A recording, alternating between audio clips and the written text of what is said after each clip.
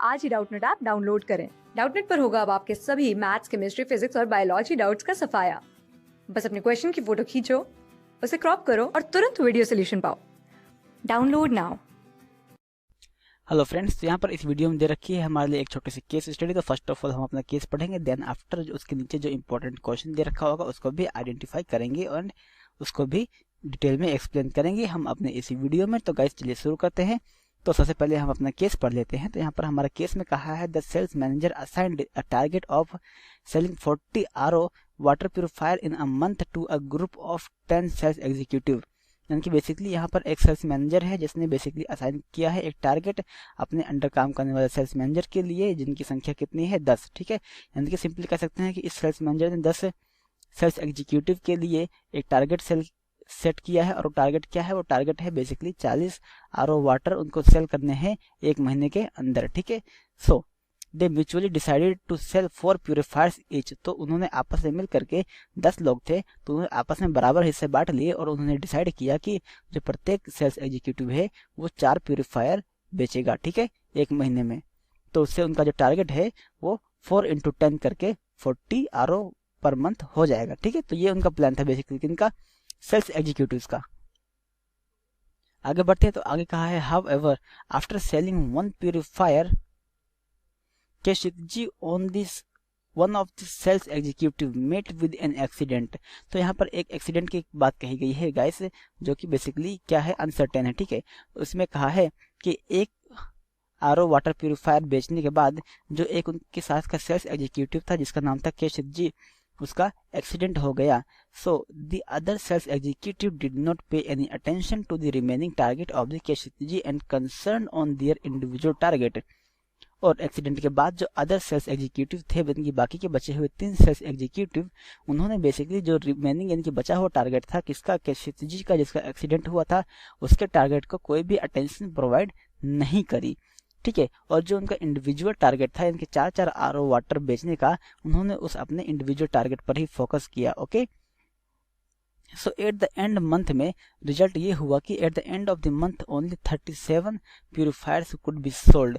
और अंत में रिजल्ट ये आया कि उस प्लान के अकॉर्डिंग काम नहीं हुआ और लास्ट में मंथ के आखिरी में सिर्फ 37 यानी कि 37 RO प्यूरिफायर वाटर ही सेल कर पाए वो। ठीक है, अब ऐसा क्यों हुआ? क्योंकि उन्होंने अपने अपने हिस्से के 9 लोगों ने 9 × 4 = 36 RO बेच दिए और एक RO बेसिकली केशितजी ने बेचा था अपना एक्सीडेंट होने के पहले। ठीक है, तो 36 + 1 कितना हो गया? ये हो गया हमारा 36 + 1 = 37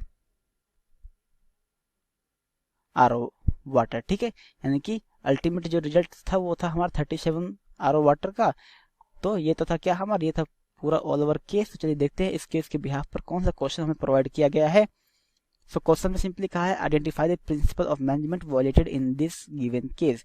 यानी कि इस पूरे ऑल ओवर केस में बेसिकली ऐसा कौन सा प्रिंसिपल ऑफ मैनेजमेंट है जो कि यहाँ पर नजरअंदाज किया जा रहा है। ठीक है, तो गाइस यहाँ पर अगर बात करें हम, तो यहाँ पर जो एक अनसर्टेन सिचुएशन अराइज हुई वो कब अराइज हुई? वो अराइज हुई उस टाइम पर जब बेसिकली केशितजी का एक्सीडेंट हो गया। ठीक है, एक्सीडेंट होने के बाद उसके जो भी सेल्स एग्जीक्यूटिव थे साथ में काम करने वाले, उन्होंने उसके टारगेट को अटेंशन प्रोवाइड नहीं करी और ना ही मैनेजर ने कोई भी एक्शन लिया उसके अकॉर्डिंग। यानी कि जो पहले का प्लान था उसी प्लान पर वो काम करते रहे। तो कह सकते हैं यहाँ पर जो फ्लेक्सिबिलिटी होनी चाहिए थी इनके प्लान में, जो कि उस टाइम पे शो होती जब RO का एक्सीडेंट होगा, तो उनको बेसिकली दोबारा प्लान बनाना चाहिए था एंड दोबारा ही अपने कंट्रीब्यूशन शो करने चाहिए थे, वो यहाँ पर नहीं पाई गई। ठीक है, तो एक हमने पढ़ा था बेसिकली क्या? बेसिकली पढ़ा था हमने प्रिंसिपल ऑफ मैनेजमेंट अपने स्टडी के अंदर, वो हमारा था प्रिंसिपल ऑफ फ्लेक्सिबिलिटी। ठीक है, तो यहाँ पर आंसर के लिए हम सिंपली लिख सकते हैं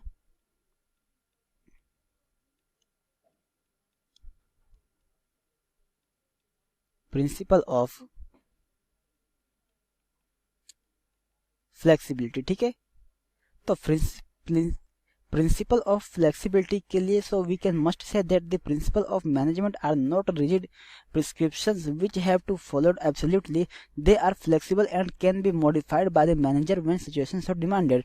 यानी कि प्रिंसिपल ऑफ फ्लेक्सिबिलिटी का सिंपल सा मतलब ये होता है कि जब एक ऑर्गेनाइजेशन के अंदर कोई अनसर्टेन सिचुएशन आ जाती है तो उस टाइम पर बेसिकली जो भी उनका प्लान होता है उसको सिचुएशन के अकॉर्डिंग उसको क्या करना चाहिए, उसको बेसिकली चेंज कर देना चाहिए, ठीक है। या फिर कह सकते हैं एक नया प्लान बनाकर उसको पुराने वाले प्लान को उसमें कन्वर्ट कर देना चाहिए, जितना पॉसिबल हो सके उतना ज़्यादा से ज़्यादा, ओके। तो ये कहना है बेसिकली हमारा प्रिंसिपल ऑफ फ्लेक्सिबिलिटी का। बट यहाँ पर सिचुएशन क्या है, यहाँ पर सिचुएशन ये हुई थी इस केस के दौरान कि एक्सीडेंट हो जाने के बाद शिवजी का उन्होंने कोई भी फ्लेक्सिबिलिटी अपने प्लान में शो नहीं करी। जो उनका टारगेट था बेसिकली 4 यानी कि 4 प्यूरीफायर बेचने का पर पर्सन, उन्होंने अपना वही टारगेट मेंटेन रखा और अंत में बेसिकली वो अपना जो उनका ओवरऑल टारगेट था 40 आर प्यूरीफायर वाटर बेचने का, उसमें वो बेसिकली फेल हो गए, ठीक है। यानी कि जो ओवरऑल टारगेट था वो तो गाइस अचीव नहीं हुआ। वो अचीव क्यों नहीं हुआ, क्योंकि उन्होंने प्रिंसिपल ऑफ फ्लेक्सिबिलिटी अप्लाई नहीं किया। तो सिंपली हम कह सकते हैं कि अपने आंसर के लिए जो यहाँ पे क्वेश्चन कहा था, identify the principle of management वॉलेटेड in the above given case, यानी कि इस केस में कौन सा प्रिंसिपल ऑफ मैनेजमेंट है जो कि वॉलेट हुआ है। तो सिंपली हम कह सकते हैं कि यहाँ पर जो प्रिंसिपल ऑफ फ्लेक्सिबिलिटी होता है वही इस केस में बेसिकली वॉलेट यानी कि नज़रअंदाज किया गया है। अगर प्रिंसिपल ऑफ फ्लेक्सिबिलिटी यहाँ पर अप्लाई किया जाता प्रॉपर तरीके से तो हो सकता था कि वो जो उनका टारगेट था 40 RO वाटर प्यूरीफायर बेचने का एक महीने में वो अचीव कर पाते, okay. Now guys I hope इस वीडियो को देखने के बाद ये जो हमारा केस था वो आपके लिए क्लियर हो गया होगा। And thank you so much friends for watching this video. Class 6 से 12 से लेके नीट, IIT, JEE मेंस और एडवांस के लेवल तक 10 मिलियन से ज्यादा स्टूडेंट्स का भरोसा। आज ही डाउनलोड करें डाउटनेट ऐप या व्हाट्सएप कीजिए अपने डाउट्स 8400 400 400 पर।